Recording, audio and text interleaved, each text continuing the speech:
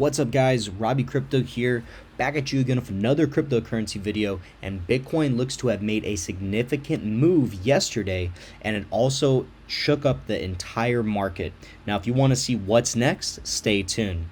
So what's up, guys? Robbie here, back at you again with this video. And Bitcoin yesterday took an absolute major dump, okay, with a bottom of $91,000. Okay, this is a significant move, and the liquidations were the most in cryptocurrency history. Okay, so let's talk about the technicals of this move and how it's going to affect us going forward. So if we look at the 1 hour time frame here, we broke out of this rising wedge pattern. And let me get into the 4 hour time frame so we can see that a little bit better. So in the 4 hour time frame, we can see that we were making this rising wedge pattern, and we broke to the downside, right? Now, this break to the downside was very significant for a couple of reasons. We've been talking about this 102 level of support at this Fibonacci level that completely broke. Then we were talking about the support on this descending triangle, this descending support level, and it completely broke through.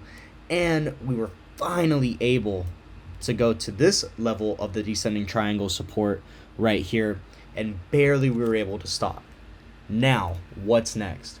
So this move was very significant for a couple of reasons. It did happen on a Sunday, and it did happen with actually some significant volume here on the 4 hourly time frame. But we were able to finally reverse. So there's a reversal right now. We are reversing, and we are smashing through these resistances like we did right here. And we are now right up against that 102 level of resistance. So this is a critical time, right? Because if we cannot break above this 102 level of resistance, we will continue to go down. This 102 level of resistance is very, very, very important. If this does not break and we cannot get back into this rising wedge, which is about the $103,000 level, then we will go down and find actual support. And what do I mean by actual support? I define actual support by Fibonacci levels. It's something that I always do. And right now we are below our nearest actual support because we do not have a pattern supporting us, and we do not have a Fibonacci level supporting us. So the fib level will be right here at 102, right? And we are now below it, and we are getting rejected at it right now. And we are not in this rising wedge, so this rising wedge support cannot act like support currently and will act like resistance currently. So what's next? If we break into this rising wedge, then we can carry the support forward and look for an upward break. But if we get rejected here, look for the downside. This would just be somewhat of a dead cat bounce. The downside now, if we look at the previous videos, we've been talking about this, but our first target would be right here at the $82,000 level, this Fibonacci, and you can see that this showed significance on the run up, and ultimately this $72,000 level. These are the two levels to watch. If 82,000 breaks, then it will go to 72,000. Okay, but this will only happen if, obviously, we do not break above this Fibonacci level and get back into this rising wedge. Now, additionally, this support here on this descending triangle should technically show as support in the future. It did not show as support yesterday. I believe that there was some market manipulation at play, but there is a possibility for a retest at this descending triangle, which is about 105,000, to break above this 102 level. This 102 level is extremely significant.